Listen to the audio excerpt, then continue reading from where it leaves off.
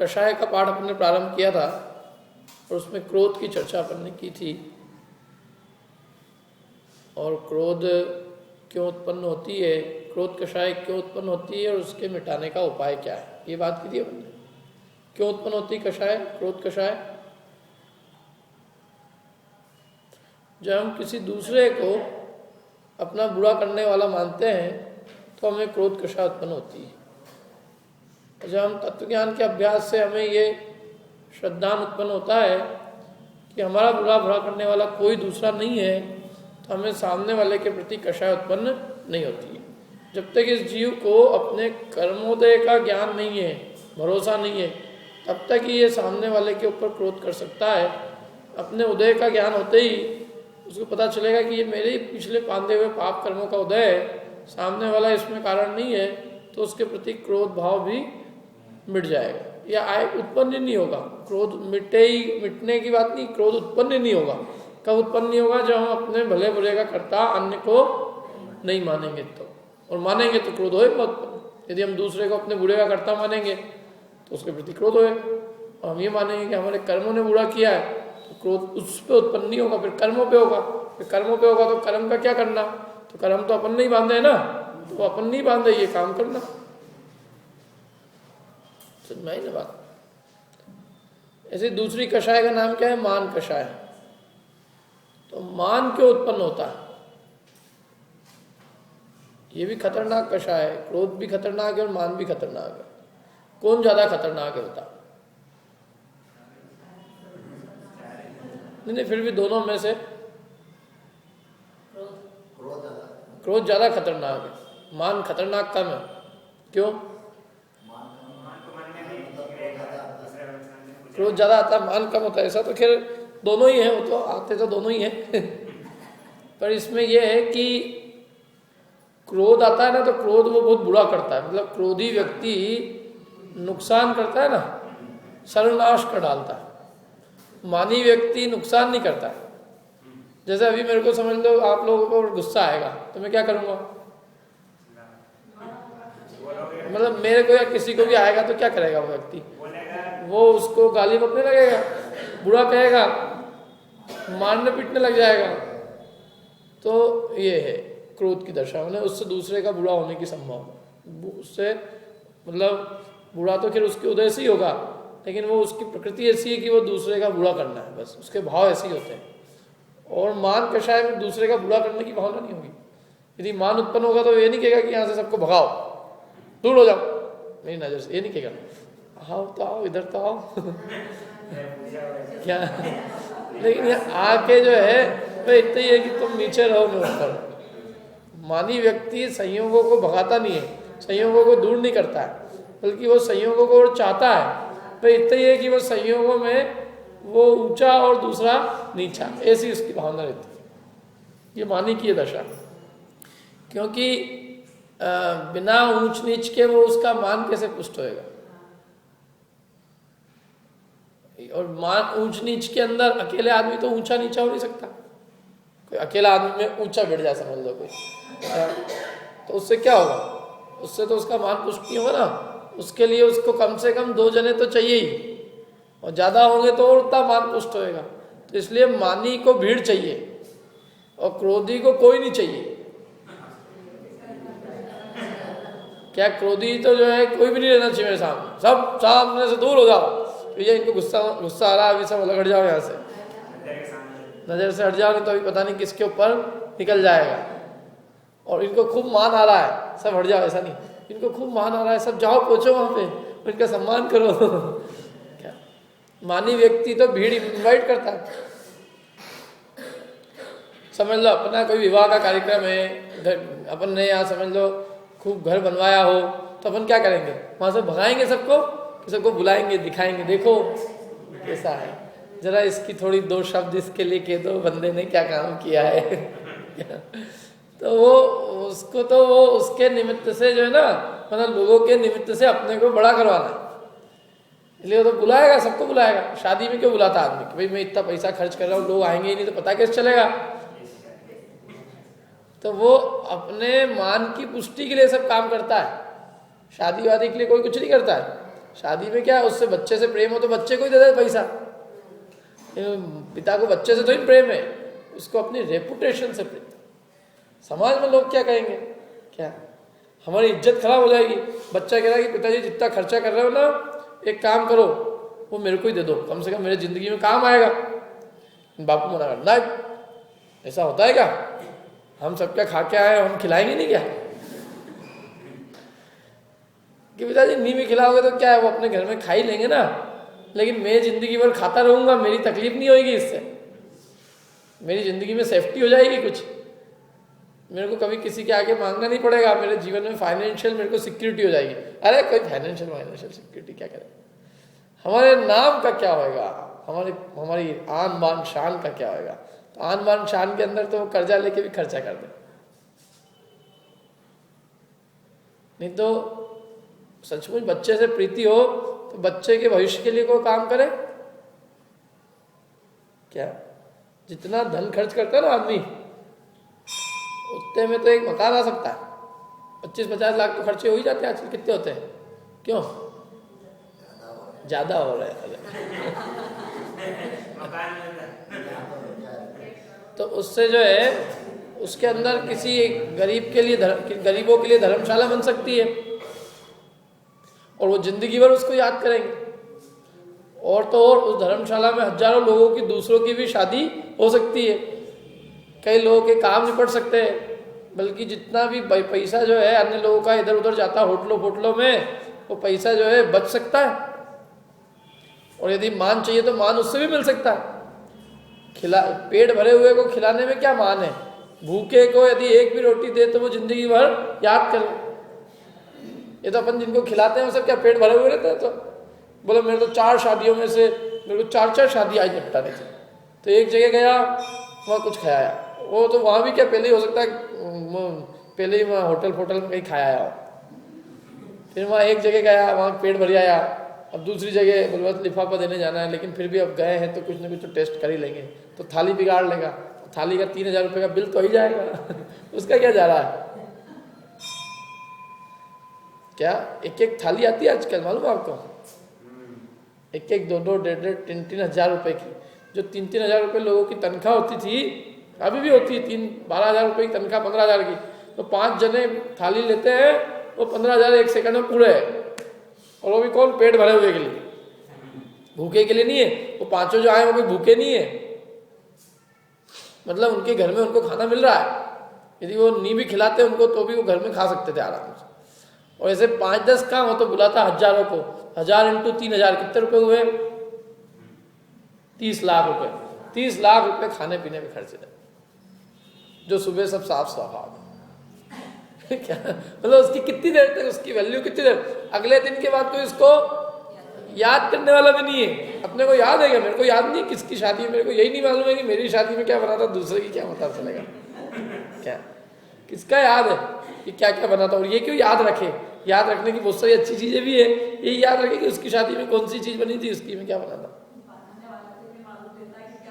हाँ, और वो इतनी सोबाजी। अरे भाई, पेट तो रोटी, दाल, सब्जी और चावल से भरा जाता है, 4 चीजों से भी भरा जाता है। क्या और ज्यादा हो तो एक चटनी दे दो 5 चीजों से आदमी आराम से अच्छा भरपेट अच्छे बढ़िया प्रेम से भोजन कर सकता है। अब ये जितना भी जो कुछ भी लगाए गए हैं सब काय के लिए है? प्रदर्शन के लिए। ये भूख मिटाने के लिए नहीं है, ये भूख मिटाने के लिए तो रोटी सब्जी है, बाकी ये जो भी दिखाया जा रहा है ये सब प्रदर्शन के लिए। और इससे दिक्कत क्या होती है, देखो एक मैं प्रैक्टिकल आपको बात बताता हूँ कि अपन यूँ अपनी ज़िंदगी के अंदर अपने को समझ लो बहुत ज़रूरी भी कोई काम हो तो भी अपन रिक्शे वाले, अपने को जाना हो कहीं तो अपन रिक्शे वाले से पूछेंगे और वो बराबर भाव भी करे, ये भी मतलब बराबर पैसे ही बताए तो भी 10-20 रुपये उसमें कम कराने की सोचे, और नहीं होएगा काम नहीं जाए, आधा घंटा बिगाड़ देगा आदमी। क्या आधा पौन घंटा बसों के अंदर खड़े रह के आ सकता है, तकलीफ झेल सकता है, मैंने एक रुपया जोड़ेगा और यहाँ एक क्षण में मान कषाय के पीछे पानी की तरह बहा देगा। तो किसका रहा मान? एक बात बताओ, विवाह में क्या अपन ही लगाने वाले हैं? अरे अपने से लगाने वाले अच्छे अच्छे बैठे हुए हैं, हजारों लोग बैठे हुए हैं। क्या तो तेरा कौन सा मान रह जाएगा उससे कि मैं बड़ा हो जाऊंगा? अरे तुझसे भी अधिक धन लगाने वाले दुनिया में बहुत बैठे हुए हैं। इसलिए भलाई तो इसमें थी कि उसका कोई सदुपयोग करता, ऐसा काम करता जो चिरस्थायी होता, जो लंबे काल तक लोगों के काम आता।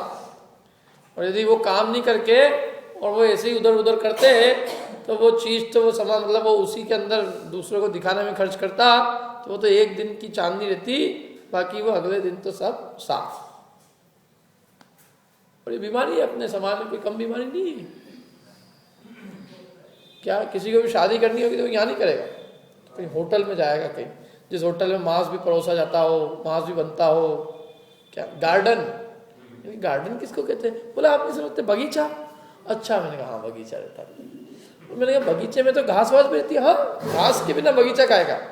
तो मैंने कहा घास के ऊपर क्या होता है फिर? वो लोगों घास पे चलते कैसे होंगे? अरे नहीं साहब, वो तो घास पे लोगों चलते हैं, और घास वाला बगीचा तो हम जान करके करते हैं। क्या बगीचे ही करेंगे? बगीचे के बिना शादी कैसे होगी? तो मैंने कहा हम तो घास के ऊपर पाँव भी नहीं रख सकते। बोला आप नहीं रखोगे तो आपको बुलाएगा कौन? वहाँ आएंगे भी ऐसे ही जो घास पे पाँव रखने वाले होंगे, वैसे ही आने वाले, वैसे ही करने वाले। न उनको ये चिंता है कि भाई इसमें कोई जीव हिंसा हो रही है, और न उसको ये चिंता है कि यहाँ मेरा फालतू में पैसा हिंसा में खर्च होगा। गार्डन होती है। मैंने कहा बर्तन? बोले बर्तन तो उससे पूछो किसने, जिसने बुलाया उससे पूछा ये बर्तन कहाँ से? Tent house. अब टेंट हाउस से आते बर्तन? अच्छा, टेंट हाउस के पास गए, टेंट हाउस वाले से पूछा क्यों भैया तू बर्तन केवल जैनियों को ही देता हो? अरे साहब हमारे यहाँ तो जो पैसे देने आएगा उसको देंगे। तो फिर मैंने कहा कोई उसमें भेदभाव करते हो कि हिंदू को ही देना, मुसलमान को? हम तो पूछते ही नहीं है, हम तो पूछते कितने पैसे देगा। तो मैंने कहा इसका मतलब तुम्हें बर्तन मुसलमान को भी जाते होंगे? हाँ जाते हैं, उसमें क्या है? तो फिर वो मुसलमान ये देखने उनसे ये कहते होंगे आप किसी मांस मत बनाना। हम क्यों कहे, हमारा क्या लेना देना? तो मतलब इन्हीं बर्तन में मांस भी परोसा गया है? बोला हाँ। और इन गिलासों में? बोले शराब भी है। तो वही गिलास जिसमें शराब है, जिसमें मांस है, वही गिलास में यहाँ ये जूस पी रहा है, मौसमी जूस। और उसी में खाना खा रहा है। घर में तो जरा सी थाली टच हो जाए तो थाली झूठी हो गई, मेरी थाली झूठी हो गई। और वहाँ तो मांस भी जिसमें परोसा गया हो उसमें कोई दिक्कत नहीं, आराम से चलने दो। क्या? क्योंकि टेस्ट बहुत बढ़िया आता है। टेस्ट गया चूल्हे में, लेकिन ये जो चीज़ बर्तन में आई है वो तो मांस में है ना, उसमें तो मांस भी परोसा गया। हो सकता है कि नहीं? और हो सकता है क्या? अधिकांश होता ही है। शराब है, मांस है, शहद है, अंडा है, मछली है उस पर। वो थाली, वो बर्तन तो टच हाथ लगाने लायक नहीं, उसमें खाना कैसे खा सकते? और फिर दूसरी बात कि यदि जो धन है, यदि वो जो मांस को प्रमोट कर रहा है उसको यदि धन दिया जाएगा, जिस होटल वाला यदि वो मांसाहारी भी उसके रेस्टोरेंट उसको यदि अपन धन दे रहे हैं, तो वो काय को प्रमोट कर रहा है? मांस को, मांसाहार को बढ़ावा दे रहा है। मतलब वहीं मैं तो कहता हूँ जिस होटल में यदि कोई बकरा कटता हो तो वो होटल तो जाने लायक ही नहीं है। वहाँ शादी कैसे हो सकती है? वहाँ पूजन पाठ और शादी तो धार्मिक जो भी उसमें कृत्य होते हैं वो कैसे हो सकते हैं? जिस जगह जीवों की चीख पुकार मचती हो, लोग बेचारे त्राही त्राही करते हो, खून की नदियाँ जहाँ बहती हो, वो जगह तो जाने लायक ही नहीं है। और यदि कोई करता हो तो उसको हाथ जोड़ लो, ये तू तेरे कर। साहब मैंने सयाजी में रखी है, तो तूने सयाजी में रखी, लेकिन सयाजी में तो मांस ही परोसा जाता है। अलग अलग है कि नहीं है वहाँ? तो हम कैसे जा सकते हैं वहाँ? इसलिए हम तो नहीं आ पाएंगे। तेरे को खिलाना हो तो तेरे घर में खिला ले, और नहीं तो बहुत सारे मांगलिक भवन है, शांतिनाथ मांगलिक भवन, आदिनाथ मांगलिक भवन। वो मांगलिक ही है क्योंकि वो मंगल कार्य किए जाते हैं। मैंने वो है ही, उस स्थान का नाम क्या बनाया अपन ने?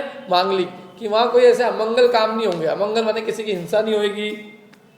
अरे और तो पहले के लोग तो ये मांगलिक भवन में आलू प्याज भी नहीं बना देते थे। क्या? आलू प्याज नहीं, रात का भोजन नहीं, अपने भी नहीं बना देते उसे। मेरे को एक जन ने कहा, बोले अरे साहब बंद कर दोगे ना? तो सब कमाई बंद हो जाएगी। मैंने कहा ऐसी कमाई भी किस काम की जो हिंसा से उत्पन्न हो।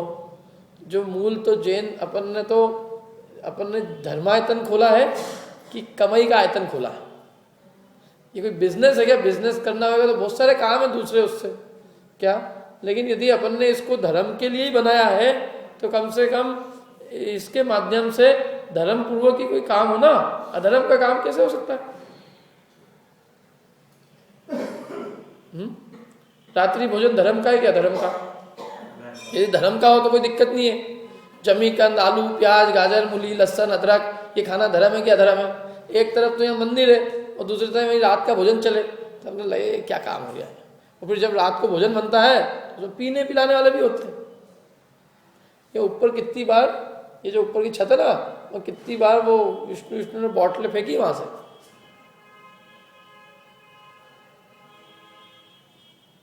तो सब लोगों ने अपने अपने सजेशन दिए, सबने एक ही बात की लेकिन उसमें कि कमाई बंद हो जाएगी, कमाई बंद हो जाएगी। मैंने कमाई यही चूल्हे में क्या, एक कमाई क्या, अपन कोई वेश्या भी कमा लेती पैसा, तो चोर डाकू भी कमा लेते हैं, लेकिन पैसा कमाने का उद्देश्य अपन थोड़ी रखे। और पैसे ही कमाने के और भी तो कोई काम हो सकते हैं ना। हिंसात्मक काम करके क्यों पैसा कमाया? फिर तो मैं दारू की भी दुकान खोल रहा हूँ, उससे तो बहुत कमाई हो जाएगी। दारू का भट्टा चालू कर दो, लाइसेंस भी मिल जाएगा, उससे थोड़ा बहुत पैसा वैसे बांट दो। लेकिन ये काम किया जा सकता है क्या? और पैसा तो वो भी कमा लेते हैं, पैसे कमाने में कौन वो है, लेकिन वो एक न्याय नीति होगी, वही काम किया जाएगा। और खासकर मंदिर के निमित्त से पाप का काम कैसे किया जा सकता है? और अपने बुजुर्गों ने बनवाए, इसलिए अपने लिए बनवाए कि अपन यहाँ रहे और यहाँ अच्छे धार्मिकता पूर्वक अच्छे मंदिर के वातावरण में और अच्छे अपने कम से कम बर्तनों में अपन बहुत आनंद से, प्रेम से, वात्सल्य से एक दूसरे को खाए खिलाए। जो भी करना है समाज के, जो भी काम करना है वो करें। पहले लोग मंदिर बना देते थे, उसके साथ धर्मशाला बनाने का उद्देश्य ही होता था कि वहाँ की जो भी समाज है वो सारे काम वहीं के वहीं कर ले क्या, और वो उनको अच्छे सस्ते में भी हो जाएगा काम, और वो पैसा बाहर भी नहीं जाएगा, गैर समाज में पैसा भी नहीं जाएगा। जो पैसा भी होएगा तो मंदिर का मंदिर में ही उपयोग हो जाएगा। तो इसलिए ये भावना से सब बनाए गए थे। देख लो अपन अपने सिटी के अंदर भी आदिनाथ मांगलिक भवन, शांतिनाथ मांगलिक भवन, लेकिन अब वो कोई उपयोग ही नहीं करता उनका, क्योंकि सबको होटलों में जाना है, गार्डन में जाना है। तो ये सब काय के कारण है? मान कषाय के कारण। और कोई कषाय नहीं है इसमें, कोई चक्कर तो ही नहीं है भाई।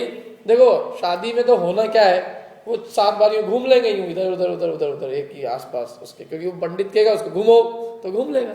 तो काम तो इतना ही होना है ना। इसके अलावा लोग खाएंगे तो भाई वो काम तो यहाँ भी हो सकता है, यहाँ घूम लो तुम क्या। और खाने पिलाने का काम तो यहाँ भी हो सकता है आराम से। बोले पार्किंग, मैंने कहा बहुत जगह पड़ी हुई है, पूरी भरपूर पड़ी हुई है, खूब जगह ही जगह है पूरी, तुम आगे तक गाड़ी खड़ी कर दो, यहाँ कोई दिक्कत ही नहीं।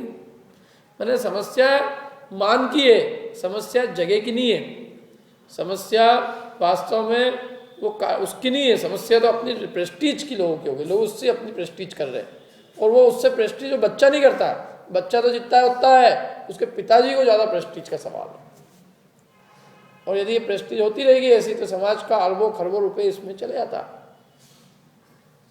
एक आदमी जिंदगी भर की कमाई का कितना ही परसेंटेज उस पर दाव पर लगाया था। 20-25 लाख भी यदि खर्च होते हो तो 20 लाख इकट्ठा करने में कितने दिन लगते हैं? एक आदमी की नौकरी होती है ना सामान्यतः 20,000 रुपये की मान लो, और 5-10 हज़ार रुपये उसमें बचते होंगे बेचारे को है। अब 5,000 रुपये वो बचा लिया है, 10,000 बचा लिया समझ लो, तो 10,000 ही बचा रहा है, तो साल भर में कितने बचे? 1,20,000। 1,20,000 ही बचे। 10 साल में 12 लाख, 20 साल में 24 लाख। तो 20 साल की कमाई को वो एक दिन के मान के चक्कर में चूल्हे पर डाल देता। बोलो 20 दिन गधा अम्बाल बनने को मंजूर है उसको, लेकिन नाम क्या होएगा? नाम को जिसकी परवाह होगी तो ऐसे ही होएगा क्या। काम तो बहुत सादगी से भी किया जा सकता है, और काम जो है बहुत तड़काऊ भड़काऊ रूप से भी किया जा सकता है, उसका कोई अंत ही नहीं। तुम 25 की करोगे, लोग 25 करोड़ लगाने वाले भी हैं, और 250 करोड़ लगाने वाले भी हैं। ऐसे भी है जिनके 2,500 हज़ार करोड़ लगाने वाले, जयललिता की शादियां हो रही 2,500 हज़ार करोड़ क्या। वो अपने किसी मेहमान को बुलाने के लिए प्लेन ही भेज देते, प्लेन जाओ, वो मेहमान लेके आएगा उसको, एक एक को बुलाने के लिए। तो ऐसे में 2,500 करोड़ पूरा हो ही ना। तो इसलिए कोई अंत नहीं है इन चीज़ों का। लेकिन ये मान कषाय ऐसी प्रबल होती है, जब इसको चढ़ जाती है तो ये सब लोभ भी इसका खत्म हो जाता है। माने वो धन को भी ये पैसे को पानी की तरह बहाने को तैयार हो जाता है। इसमें लिखा है मोक्षण प्रकाशक में से, वो मान के लिए क्या नहीं करता, दूसरे को नीचा दिखाने के लिए धन खर्च करने को तैयार है, अपने को बड़ा बताने के लिए दूसरे को नीचा बताने, और ये समझता है कि मैं बड़ा कैसे हो रहा हूं धन का प्रदर्शन करने से। ये मतलब इसकी बुद्धि में, ये क्या बुद्धि में इसने जो है धन से बड़प्पन मान रखा है। और मैं कहता हूं जिसने धन से बड़प्पन मान रखा है उसको जैन धर्म समझ में ही नहीं आया। क्यों? क्योंकि जैन धर्म तो वीतरागी दर्शन है। भगवान के पास कितना परिग्रह है? अपने भगवान के पास कुछ है क्या? मुकुट, हार, कुछ कोट वोट, क्या कुछ भामंडल कुछ है उनके? कुछ नहीं है उनके, तो कुछ नहीं है। क्या वो लगाया देवों ने भले, लेकिन उनके पास क्या? वो तो बिल्कुल अधर में अंतरिक्ष में विराजमान रहते हैं। न उनके पास हार है, न उन्होंने कोई मुकुट लगा रखा है, न कोई उनकी अच्छी खासी ड्रेस है। उनकी तो एक ही ड्रेस है, कौन सी? वीतरागता वाली नग्न दिगंबर ड्रेस है उनकी, यही उनकी मुद्रा है। तो जो मुद्रा ये बता रही है कि भाई असली सुख और आनंद तो इसमें है, और वो ये मुद्राएं बताने के बाद भी तुम उन्हीं चक्कर में फंस गए जिनका उन्होंने त्याग किया। तो इसका मतलब अभी जैन दर्शन समझ में नहीं आया।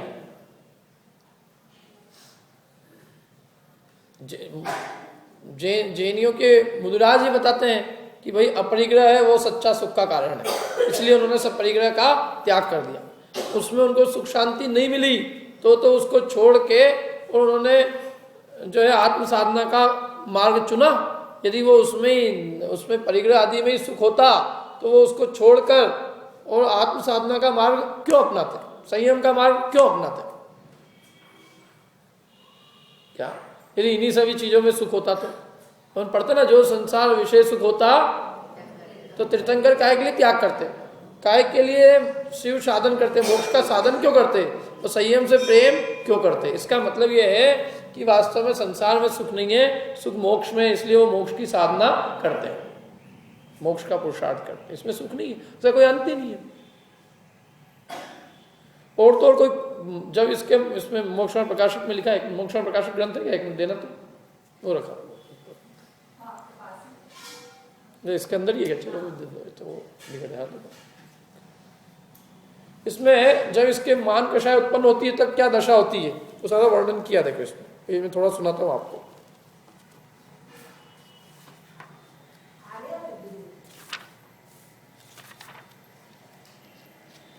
कषाय पीड़ित करती है, उसके लिए दिया इन्होंने क्या? जब इसके मान कषाय उत्पन्न होती है तब औरों को नीचा व अपने को ऊंचा दिखाने की इच्छा होती है। ऐसी इच्छा होती है इसको, मैंने यूं कहें कि ये पता नहीं इसकी बुद्धि ऐसी फिर जाती है मान कषाय में, तो और नीचा दिखना चाहिए। उससे कुछ अपना भला कुछ हो नहीं जाता है। अपन ऊंचे दिख जाए दूसरे के दिमाग में तो उससे अपना क्या विकास हो गया? दूसरे के कुछ भी सोच से, चिंतन से इस जीव का क्या भला बिगाड़ है? समझ लो कोई अपने बारे में अच्छा सोचता है, ये बहुत है, ये ऐसे है वैसे है, तो उससे अपना क्या भला हो जाता है? अपन बड़े हो जाते हैं उससे। और दूसरा अपने बारे में बुरा भी सोचे तो उससे अपना क्या बिगाड़ होता है? दूसरे की सोच से अपना क्या लेना देना है? कुछ भी नहीं। सामने वाला कुछ भी सोचे, वो स्वतंत्र है, और किस किस की परवाह करे? संसार में जीव कितने हैं? अनंत। और किसकी परवाह करें? जिसकी जो सोचना है, अपनी अपनी सबकी सोच है, स्वतंत्र है। स्वतंत्र द्रव्य है, हर द्रव्य जब स्वतंत्र है और कोई का किसी से कोई संबंध ही नहीं है तो कोई कुछ भी सोचे, कुछ भी विचार करे, कुछ भी दिमाग में लाए, अपने का क्या लेना देना उससे? अपना हित तो अपने आप से है। यदि हम खोटे भाव करेंगे तो खोटे कर्म बांधेंगे, उससे हमारा बुरा होएगा। अच्छे भाव करेंगे, अच्छे बांधेंगे तो अच्छा होएगा। तो हमारा भला बुरा तो हमारे भाव से है। दूसरे का हमारे बारे में सोचने से हमारा कोई भला बिगाड़ नहीं, लेकिन फिर भी इसकी बुद्धि ऐसी फिर जाती। कैसी बुद्धि फिर जाती? औरों को नीचा, अपने को ऊंचा दिखाने की इच्छा होती है, और उसके अर्थ अनेक उपाय सोचता है। फिर दिमाग सोचता है कहाँ पैसा खर्च करो, इतना कमा तो लिया अपन ने, कहाँ खर्च करें जहाँ लोगों को पता चले। तो जगह देखता है, फिर वो देखता भीड़, यहाँ 50,000 लोग हैं, तो यहाँ पता खर्च करेंगे अपन तो सबको पता चल जाएगा कि हाँ ये कितने बड़े वाले आदमी हैं। तो इसलिए फिर बोली लगाता हूँ, 1,00,000 2,00,000 क्या 50,000 है लोग, 2,00,000 माने एक जने के ऊपर क्या अपन ने 4 रुपये खर्च किए, तो एक जने पे 10 तो खर्च कर ही सकते अपन, इसलिए 2,00,000 है तो 20,00,000 तक के अपन ले सकते हैं। लोग ज्यादा होने चाहिए, जितने लोग ज्यादा उतनी बड़ी बोली। उससे मतलब नहीं रहता वह बोली से कि वो धन काय में लग रहा है, क्या उसका उपयोग क्या होगा, उससे उसको कोई मतलब नहीं है। उसको तो इस बात से मतलब है कि कितने लोगों को पता चल रहा है। यदि वो प्रतिष्ठाचार्य कहते यहाँ जो बैठे हैं केवल उन्हीं में बोली वाले का नाम नहीं उजागर होगा, बल्कि अगले दिन अखबार में दिया जाएगा, तो आदमी कहते हैं अखबार में देने की 25-50 हज़ार तो लग ही जाते हैं, तो 25,000 और जोड़ दो, बजट और बढ़ गया। फिर उन्होंने कहा कि इतना ही नहीं, इसके भी वीडियो शूटिंग खिंचाएगी, और वो वीडियो शूटिंग पारस चैनल पर प्रसारित होगी, तो 10-20 हज़ार और बढ़ जाएगा उसके नाम में। क्या फिर वो कहे पारस ही क्यों, ये तो जी टीवी पे आएगी। तो ये सब चीजें मिल मुला के फिर वो जो चाहे वो देने को तैयार है। भाई टीवी पे अपना फोटो आ जाए, आदमी तो मर रहा है उसके लिए।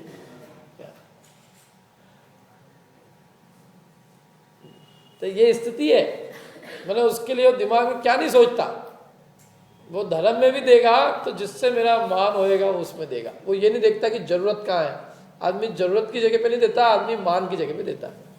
तो जरूरत तो बहुत जगह,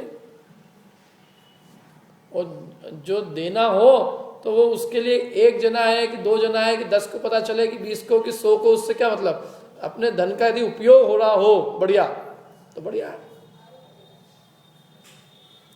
खैर वो अन्य की निंदा करता है, दूसरों की निंदा करता है, अपनी प्रशंसा करता है।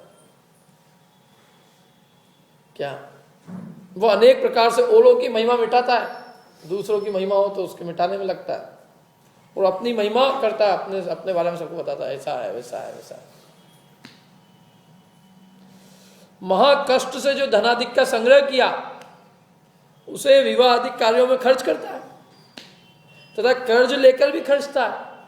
कर्जा ले लेते हैं कोई कोई, तो कुछ नहीं तो कर्जदारी हो गए। भाई कैसे हो गया कर्जा, बोलो शादी करी, तो मैंने कहा शादी तो तुम्हारे शादी हुई ना, तो शादी तो तुम्हारे लड़के की थी, तो उससे क्या मतलब। मैंने कहा तो तुम्हारा तो कुछ पैसा आएगा ही होंगे ना बल्कि। नहीं नहीं नहीं नहीं, अरे साहब वो तो हमने उन्होंने तो जितना हुआ उससे तो हमने 4 गुना ज़्यादा खर्चा किया, हम कोई कम तो ही नहीं। तो 4 गुना किया तो 4 गुना नीचे आ गए। क्या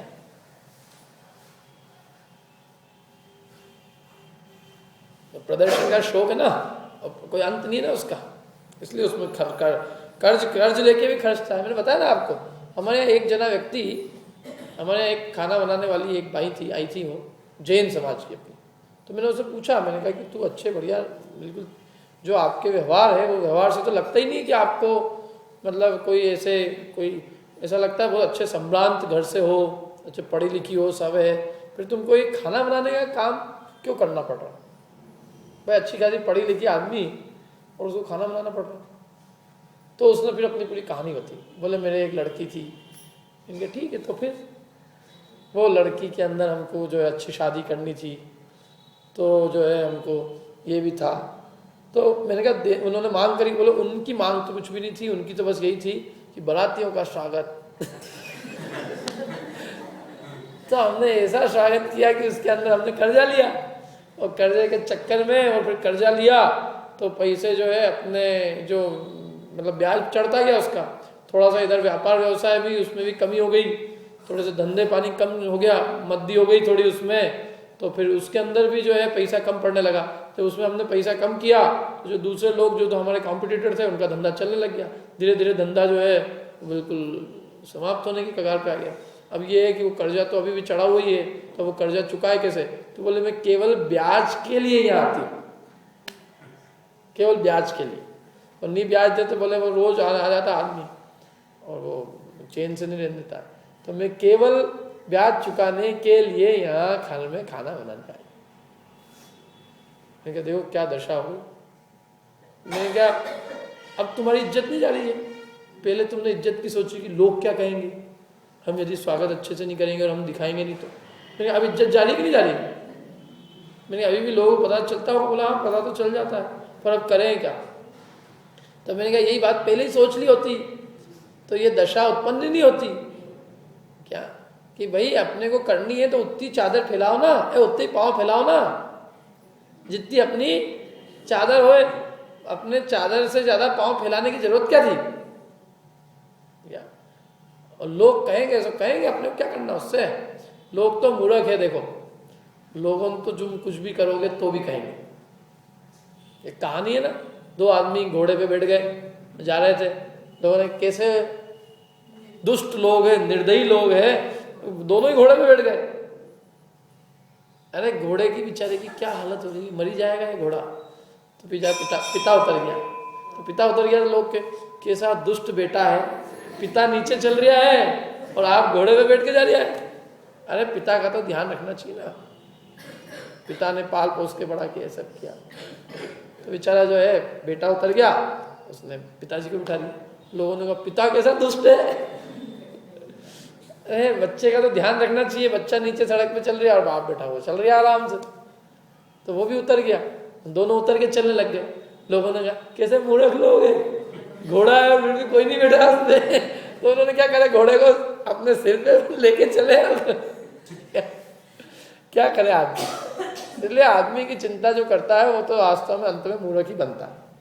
जो करना है अपन अपनी व्यवस्था देखकर, अपने आप अपनी परिस्थिति देखकर काम कर। महाकष्ट से जो धनाधिक का संग्रह किया उसे विवादिक कार्यों में खर्च करता है, कर्ज लेकर भी खर्चता है।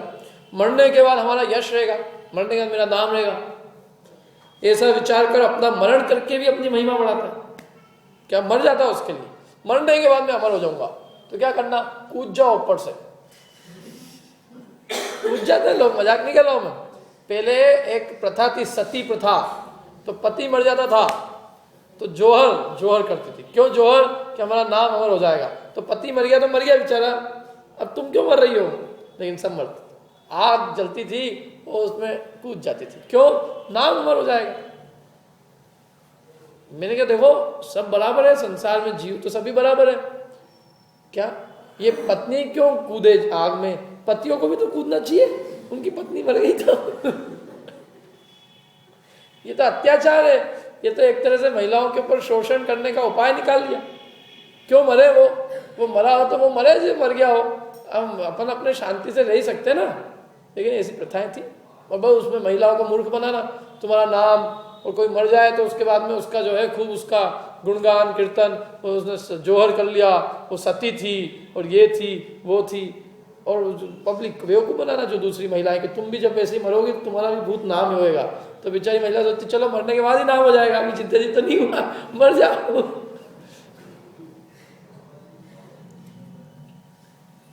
मैं व्यंग नहीं कर रहा हूँ, सचमुच ऐसी कितनी महिलाएं बेचारी मर गई।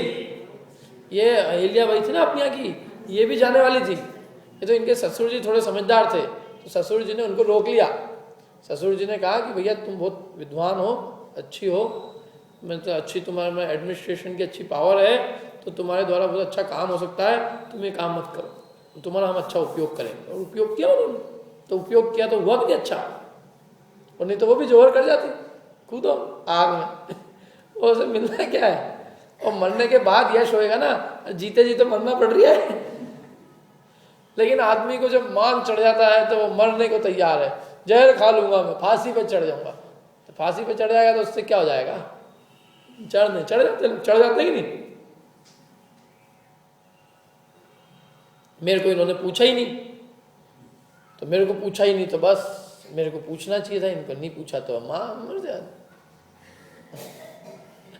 क्या? तो ऐसे ऐसे ऐसी है, मरण होने के बाद हमारा नाम रहे बस। ये लोग मेरे को बाद में याद करेंगे, इसके लिए वो अभी भी मरने को, अभी आज ही मरने को तैयार है। एक क्षमा सागर जी महाराज एक उदाहरण बताते थे कि एक गुना के अंदर क्या हुआ, एक व्यक्ति बालक था, तो वो बालक जो है, वो बालक ने एक बहुत अच्छा नक्शा बनाया, मॉडल बनाया उसने एक घर का।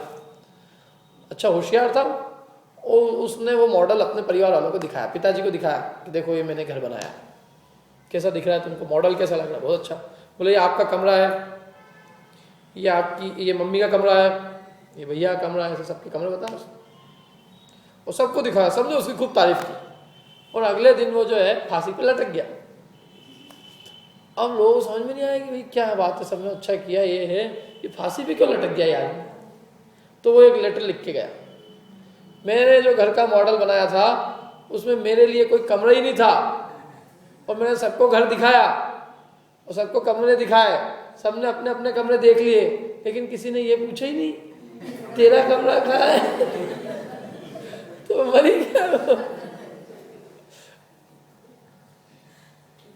ऐसी है इसके, ये मान कषाय की दशा है। क्या उतने 10वीं क्लास के बच्चे को भी मेरा कमरा कहाँ है और मेरे कमरे की किसी ने पूछी नहीं, मैंने किसी को मेरी कोई चिंता नहीं है, सबको अपनी अपनी चिंता है। तो भैया ऐसे ही है, तेरे को भी तो तेरी चिंता थी इसलिए तू मर गया।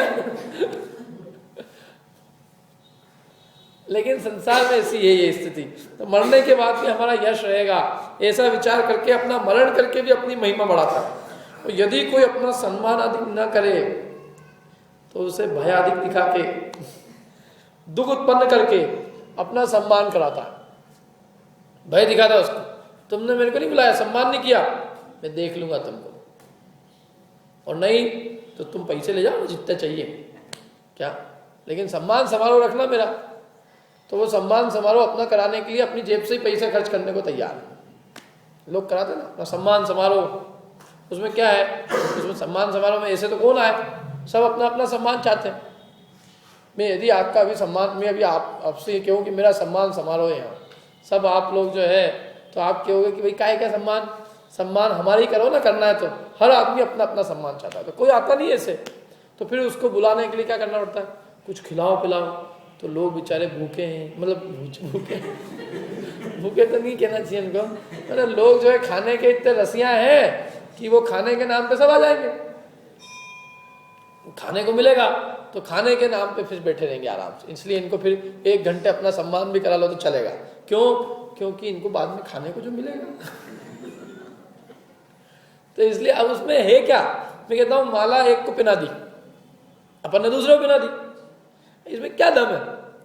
यदि वास्तव में सम्मान योग कोई है तो पंच परमेष्ठी है, भगवान जिनेन्द्र है, उनकी पूजन ध्यान करे, वो 1 घंटे अपन गृहस्थियों का सम्मान करे, उसमें कौन बड़प्पन है, और उसमें क्या किया, किसने कौन क्या कर लिया, कोई मुनि दीक्षा ली हो, कोई धर्म का कोई काम किया हो, तो वो सम्मान, ये क्या का सम्मान है, सब पाप वाप तो सब चल रहा है, खाना पीना भोग, पंचेंद्री के भोग, कषाय सब तो चल रहा है, क्या ऐसा कौन परिवर्तन किया, क्या, इसलिए सम्मान उम्मान कोई बात का नहीं, क्या, लेकिन अब वो क्या करो, अपने को किसी को अपना सम्मान कराना हो तो वो फिर पैसा खर्च करके भी अपना सम्मान कराए। ये माला वाला यही चक्कर का है, माला वाला होगा क्या, तो माला पहनने में सबको अच्छा लगता है, ऐसी गुदगुदी होती है, मोक्षी हो गया साक्षात से। तो वो कहते हैं अपन खुद भी मत पहनो, 2-4 इनको भी पहना दो, नहीं तो कल से हो सकता है कि ये गायब हो जाए, क्या, इसलिए परस्पर में एक दूसरे का सम्मान। मैं आप सबको माला पहना दूं तो आप सब भी कम से कम एक बार मेरे को पहनाओगे सही ना, मेरी भी हो जाएगी एक माला। लेकिन इसमें कुछ भी मोक्ष मार्ग की कोई सिद्धि नहीं है, ये सब सांसारिक चीजें हैं, ये सब कषाय पोषण के साधन है, इसमें धर्म का कोई काम नहीं। क्या अपना पैसा खर्च हो रहा है, लोगों को क्या है, मैं तो इससे तो गरीबों को खिलाओ तो और बाबूजी करके बहुत अच्छे से करेंगे, पेट भरे लोगों को खिलाने से कोई सिद्धि नहीं। क्यों, क्योंकि इनको खाने को मिल रहा है ना, इनके घर पे इनकी पत्नी बनाई रही है, ये भी खा ही रहे हैं, इनके घर पे कोई कमी तो है ही नहीं, तो खा लेना, इनकी पत्नी बना रही है, क्योंकि उससे और कोई काम किया जा सकता है ना, इसलिए कहा कि अपना सम्मान आदि नहीं करे तो उसके भय दिखाकर, दुख उत्पन्न करके अपना सम्मान कराता। तथा मान होने पर कोई पूज्य बड़े हो उनका भी सम्मान नहीं करता। क्या यदि इसको स्वयं को मान हो तो कोई पूज्य भी आ जाए, अभी बैठेंगे, नीचे बैठो, पहले अभी यहाँ सम्मान चल रही है, सम्मान समारोह पूरा होगा फिर तुम्हारा भी ध्यान रख लेंगे। तो कोई पूज्य भी आ जाए, बड़े भी हो जाए, उनका सम्मान नहीं करता, कुछ विचार नहीं रहता, कहते कुछ दिमाग ही नहीं चलता इसका, जैसे दिमाग बिल्कुल वो हो गया। माने अपने जो गुरु हैं, कोई अच्छे सदाचारी है, जो भी है, लेकिन ये उनका भी विचार नहीं करता। तथा मान है यदि अन्य नीचा और स्वयं ऊंचा दिखाई न दे, यदि इसको लगे ही नहीं कि यार मैं ऊंचा हुआ हूं और कोई नीचा दिखाई नहीं दे, तो अपने अंतरंग में आप बहुत संतापन होता है, बहुत भयंकर दुखी हो जाता है और अपने अंगों का घात करता है, और कभी कभी तो विषादी से मर जाता है। ऐसी अवस्था मान होने पर होती है, ऐसी अवस्था होती है मान। मैंने कितनी खतरनाक कषाय है ये। बड़े बड़े जो है इस कषाय के चक्कर में मर गए। रावण था ना, रावण, वो रावण जो है वो मान के चक्कर में मरा। क्या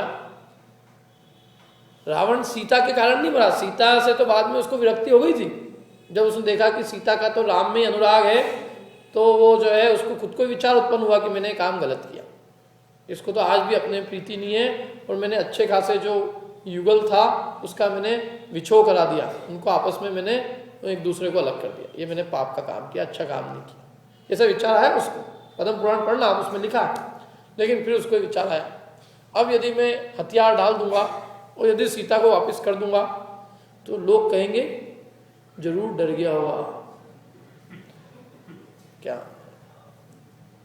क्योंकि उस समय में उसके भाई और पुत्र बंधन में थे, तो उसने विचार किया कि अब यदि इस समय में मैं हथियार डालूंगा तो लोग समझेंगे कि भाई के डर से, पुत्र के डर से इसने हथियार डाल दी, अपनी ये कमजोर दिखा होगा जब इसने हथियार डाले। और रावण हथियार कैसे डाल दे, तो एक काम करेंगे अपन, इनको पहले जीत लो, अपन बहुत ताकतवर है, वो इनको जीतो, जीत के अपने भाई और बंधु को वापस यहाँ ले आओ, और फिर इनको ससम्मान, बड़े सम्मान अपन सीता वापस कर देंगे, लोग ये अपनी जय जयकार करेंगे, धन्य है ये रावण जिसने वापस से सीता को लौटा दिया। ऐसा उसने विचार किया था। पढ़ी आपने पद्म पुराण, नहीं पढ़ी होगी, उसमें है ये सब। क्या, और मंदोदरी वगैरह ने तो उसको समझाया भी, जब मंदोदरी से उसने अपने विचार को व्यक्त किया कि देखो ये मैंने गलत काम किया, तो मंदोदरी ने कहा नाथ जब अकल आ जाए तभी अच्छा। सूरज क्या कहते हैं ना, वो एक जब जागो तभी सवेरा, तो एक काम करते हो, मैं सीता को वापस ले आते हूँ और अपने भाई बंधुओं को ले आते हूँ। तो उन्होंने ऐसे थोड़ी नहीं जाएंगे, ऐसे थोड़ी नहीं कह रहे हम, अभी लड़के जीत के और फिर अपन सा सम्मान वापस करेंगे। अभी यदि ऐसे ही कर आएंगे तो लोग समझेंगे हार गया रावण, लड़ने चला गया। सारे अपशकुन हुए थे, रावण जब लड़ने गया तो सारे अपशकुन हुए जितने भी। अपशकुन माने जो भी दिखाते हैं कि भाई तुम जाने वाले हो,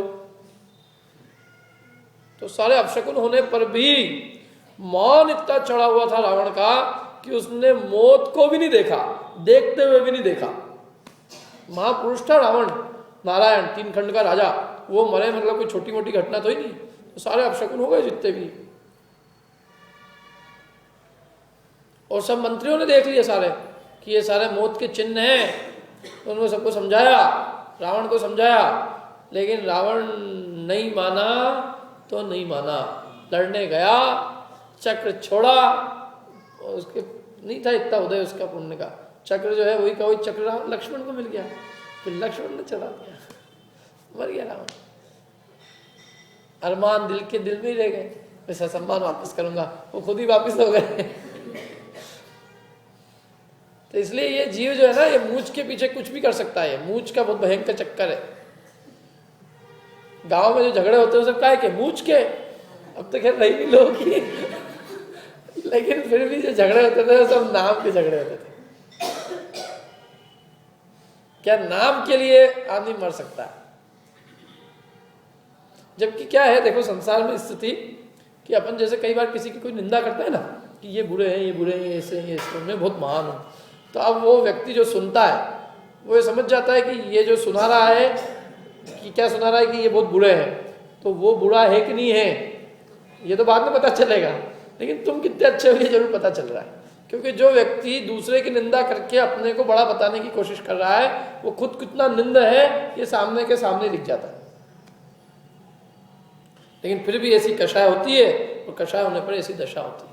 अब ये उत्पन्न क्यों होती है, इसका कारण क्या है? तो इसका एक सबसे बड़ा कारण ये है कि आदमी जो है पर से अपना नाप करता है। किससे नाप करता है? पर पदार्थों से।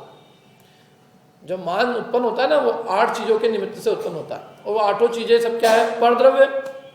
उदाहरण के लिए धन के निमित्त से मान उत्पन्न होता है, मैं पैसे वाला और दूसरा निर्धन। तो पैसा आत्मा है क्या? पैसा आत्मा है नहीं है ना, पैसा भिन्न द्रव्य है और अपन भिन्न द्रव्य है, लेकिन ये उसके निमित्त से अपने को बड़ा छोटा मानता है। माने हो जाए तो बड़ा और नहीं होए तो छोटा। अब भाई पैसे होने से ना कोई बड़ा होता है और नहीं होने से कोई छोटा नहीं होता है। यदि नहीं होने से छोटा होवे तो मुनिराज सबसे छोटे हो जाएंगे, अनंत भगवान और छोटे हो जाएंगे। उनके पास कितना है? मेरा एक मित्र है, अभी तो वो जैन कॉलोनी में रहता है, पहले वो मैं यही मलारगंज रहता था। तो हम लोग एक बार स्कूल के लिए जा रहे थे, तो उसने एक आदमी दिखाया, बोले दिख रहे हो क्या सामने? मैंने कहा हाँ दिख रहा है आदमी। बोले बहुत ऊंची पार्टी। तो आदमी बिल्कुल ठीक ना था, 5 साढ़े 5 फुट का होगा। तो मैंने देखा, मैंने कहा तो बहुत ठीक ना, ऊंची कैसे हो गई? ये तो नीची पार्टी दिख रही है अपने को, तो ऊंची कैसे? अरे बोले तुम कुछ समझते ही नहीं हो, ये बहुत ऊंची है, बहुत ऊंची। मैंने कितनी ऊंची है? बोले इसके पास में 2-2 खोखे हैं। तो हमारे घर में भी बहुत सारे किताबों के खोखे। मैंने कहा मेरे यहाँ तो 8-8 खोखे हैं। अरे बोले तुम बिल्कुल अनाड़ी के अनाड़ी हो, एकदम तुमको कुछ अक्ल नहीं है, खोखे का मतलब ही नहीं समझते। और फिर उसने मेरे को खोखे का बैठ के मतलब समझाया। अच्छा, मैंने कहा इससे खोखे से बड़ा, इसका मतलब खोखा मतलब ये है क्या? आपको मालूम होगा खोखा मतलब क्या है? तो मैंने उससे कहा, मैंने कहा यार ये आदमी जो है जब भी चलता होएगा तो खोखे साथ साथ लेके चलता है। ऊंची है तो ऊंचा तो उससे होएगा। बोल नहीं, साथ तो ही लेके चलता, सब उसके घर पे पड़े हुए हैं। मैंने कहा एक बात बताओ कि तुम्हारे दूध देने वाला आता है तो तुम क्या कहते हो दूध देने वाले से? कभी तुमने दूध देने वाले से कहा भैया 5 मीटर नाप दो आज जरा? या कपड़े वाले की दुकान पे गए तो कपड़े वाले से क्या कहा, 5 लीटर नापना तो जरा? यदि दुकान वाले के यहाँ जाओ, अपन कपड़े वाले की दुकान पर कहो कि 5 लीटर नाप दो, ओके भैया ढंग से बोलो, नहीं 5 लीटर कहा ना तेरे को, 5 लीटर दे, तो कैसे देगा 5 लीटर की? 5 लीटर के कपड़े उसमें डाल दूँ मैं, साड़ी वाड़ी क्या करूँ? और दूध वाले से क्यों 5 मीटर नाप दे? तो वो क्या समझा जाएगा, मूर्ख कि समझदार? मूर्ख समझा जाएगा ना। तो दुनिया में तो मूर्ख समझा जाता है, लेकिन यहाँ लौकिक के अंदर अपन उसको मूर्ख नहीं मानते। कौन को? हम अपना नाप कैसे करते हैं बताओ? यदि आत्मा का नाप करना हो तो आत्मा का नाप तो आत्मा के गुणों से होगा ना। यदि वो ऊंची पार्टी है, बड़ी पार्टी है, कैसे बड़ी होगी? उसमें क्षमा हो, मार्दव हो, आर्जव हो, सत्य हो, संयम हो, तप हो, त्याग हो, आकिंचन हो, ब्रह्मचर्य हो, सोच हो, तो वो बड़ा होगा उससे। और ये तो कोई आते पता ही नहीं है उसके। तो आत्मा का नाप पैसे से कैसे किया जा सकता है? आत्मा कोई पैसा तो है नहीं। क्या आत्मा पैसा है? यदि आत्मा पैसा है, समझ लो, मान भी लो, तो उसका पैसा चला गया तो आत्मा भी चली जानी चाहिए, यदि आत्मा ही पैसा है तो। लेकिन आत्मा तो वैसा का वैसा ही है, पैसा चला गया, आ भी जाता है, चला भी जाता है, तो इसका मतलब आत्मा पैसा तो नहीं है। आत्मा अन्य द्रव्य है, पैसा अन्य है। तो जब वो अन्य है तो वो अन्य का नाप अन्य से कैसे किया जा सकता है? जिसका नाप जिससे ही करेंगे ना। आत्मा का नाप आत्मा के गुणों से किया जाएगा, क्या आत्मा का नाप पर द्रव्यों से किया जाएगा? गुणों से किया जाएगा। यदि उसमें कोई गुण होंगे तो बड़ा है, और गुण नहीं है तो छोटा है। चैतन्य का नाप तो चैतन्य के गुणों से किया जा सकता है, चैतन्य का नाप अचेतन पदार्थों से नहीं किया जा सकता। दूसरी बात यह है कि यदि उससे अपन उसका नाप करें तो वो पदार्थ भी शाश्वत का रहता है। वो जो धन से यदि अपन नाप करें आदमी का, तो धन तो ऐसी चीज है कि आज है कल नहीं है। आज करोड़पति है, कल रोड़पति है। होता ही होता है कि नहीं होता है? कोई कोई गारंटी तो है नहीं किसी की। अरे बड़े बड़े जो है सेठिया और क्षण भर के अंदर निर्धन होते देखे जाते हैं। कोई उदय आ जाए पाप का उदय नहीं होता है क्या? तो इसलिए वो कोई वस्तु तो ही नहीं, अपनी वस्तु नहीं भाई, उसमें जो है वास्तव में पाप पुण्य के उदय का खेल है। न इसमें बुद्धि चलती है, न कोई पुरुषार्थ चलता है, कुछ नहीं चलता है। ये सब पूर्वोपार्जित कर्म के उदय की दी हुई सामग्री है। इसमें वास्तव में अपना कोई पुरुषार्थ नहीं है। ये अपन ने जैसे कर्म बांधे थे उसके अनुसार अपने को वैसा मिल रहा है। और अपना कहाँ वो, अपना मानना ही मिथ्यात्व है। पर द्रव्य से अपना बड़ापन मानना, छोटापन मानना ये अज्ञान है। हम यदि बड़े हैं तो अपने गुणों से है, यदि हमें संतोष है तो हम सबसे बड़े हैं, और यदि हमें तृष्णा है तो हम सबसे छोटे हैं। तृष्णावान दुखी है, भिखारी है, और जिसके तृष्णा नहीं है वो सहज सुखी है। तो बड़ापन तो संतोष से होता है, नहीं तो मुनिराज बड़े नहीं कहलाएंगे। उनके पास कितना माल है? कुछ नहीं है, लेकिन बड़े हैं कि नहीं है? काहे से बड़े हैं वो? काहे से बड़े हैं बताओ? संतोष से, क्षमा से, मार्दव से। तो बड़प्पन गुणों से होता है, बड़प्पन धन आदि पदार्थों से नहीं होता। और धन तो है भी क्षणभंगुर। तुम अभी अपने को बड़ा मान रहे हो। देखो साहब ये क्या जो गाड़ी चला रहा था आदमी उसे बड़ा मान रहा, और वही गाड़ी और ठुक ठुका जाए कहीं क्या? अरे गाड़ी के ऊपर तो मतलब जिस धन से ये अपने को बड़ा मान रहा है वही धन उसके विनाश का कारण बन जाए, कलह का कारण बन जाए, तो ये फटाक से हाथ छीन लेता है। तब मैंने क्या किया, मैंने क्या किया, मैंने क्या किया। अच्छा चलो इस पे छोड़ो, आपको दूसरा उदाहरण देता हूँ। जैसे एक और मत करता है, ये जाति और कुल के निमित्त से करता है। जाति और कुल के निमित्त से मतलब मेरी जाति माने जो मेरे मामा पक्ष के लोग हैं वो बहुत बड़े, मेरे मामा ऐसे, मेरे नाना ऐसे, मेरे मौसा ऐसे, मेरी मौसी ऐसी, ऐसा करते हैं लोग। दूर दूर के भी संबंधियों को अपने बताते क्या, उससे कोई संबंध ही नहीं हो भले, और वो क्षण भर में बदलते देर नहीं लगती। समझ लो वो आदमी जिसका ये कह रहा है ना, जिसके नाम से अपने को बहुत बड़ा कह रहा है, मैं वो हूँ, मैं वो हूँ, मैं वो हूँ, क्या जिससे कोई दूर दूर तक संबंध नहीं, लेकिन फिर भी लोगों संबंध स्थापित करते हैं। वही आदमी कदाचित जेल के अंदर चले जाए और फिर लोग उससे पूछे क्यों, वो अपने आज अखबार में पढ़ा तुम्हारे मामा जी तो जेल में चले गए। नहीं, वो तो मेरे बहुत दूर के थे, कल तक तो उसके असली थे और आज दूर के हो गए। ऐसा होता है कि नहीं होता? समझो जिसके प्रति, जिसके निमित्त से अपने को बड़ा माने वो दुराचारी निकले, उसकी निंदा होने लग जाए, तो लोग फटाक से अपना पल्लू छिटक लेते, मेरा कोई रिश्ता नहीं है इनसे। तो इसलिए ये भी क्षणभंगुर है। जिस मातृपक्ष की तरफ से तुम मान कर रहे हो वो मातृपक्ष वाला है, उसकी खुद की कुछ बुरा हो सकता है, नहीं हो सकता क्या? जिस पितृपक्ष की कर रहे हो, मेरे पिताजी ऐसे हैं, मेरे चाचा जी ऐसे हैं, मेरे ताऊ ऐसे हैं, मेरे दादा ऐसे हैं, और मेरे दादा के दादा ऐसे हैं, अरे वो भी क्षण भर के अंदर उनमें कोई बुरा निकल जाए तो वो फटाक से उसकी 2 दिन में चिंदी हो सकती है। और लोगों ने तो आज के लिए तो छोड़ो, माता पिता तो कोई याद ही नहीं कर रहा है, लोग तो पता नहीं कहाँ कहाँ। एक आदमी ने कहा मैं तो कैलाश जी का आदमी हूँ। कौन है कैलाश जी? अरे आपको मालूम नहीं क्या? मैंने कहा क्या है, तुम कैसा आदमी हो गया उनका भैया, कि तेरे कोई रिश्तेदारी लगती है? कोई कह रहे क्या लगे, कुछ नहीं, बस। मैंने कहा अभी हार उड़ा जाए कभी कदाचित तो भूल जाएगा ये मैं उनका आदमी, फिर दूसरे का आदमी बन जाएगा ये।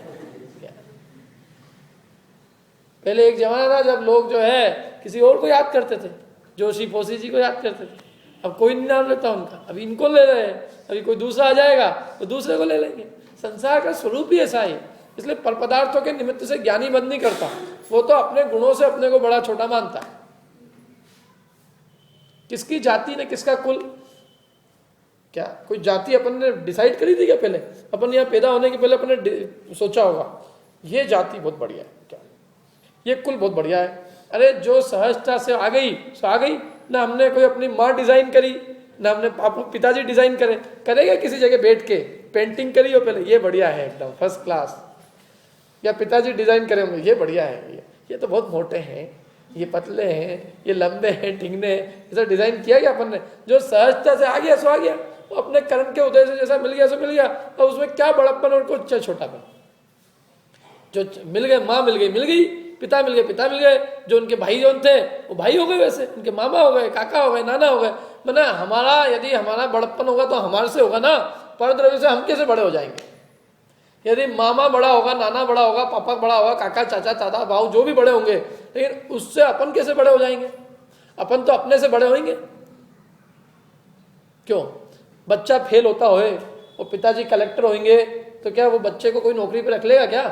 कि साहब ये 5वीं पास नहीं है, वैसे तो ये अंगूठा है, लेकिन अब है मेरा बेटा, तो तेरा बेटा हो तो तू तेरे घर में रख ले और उससे काम कर, घर का काम करा ले।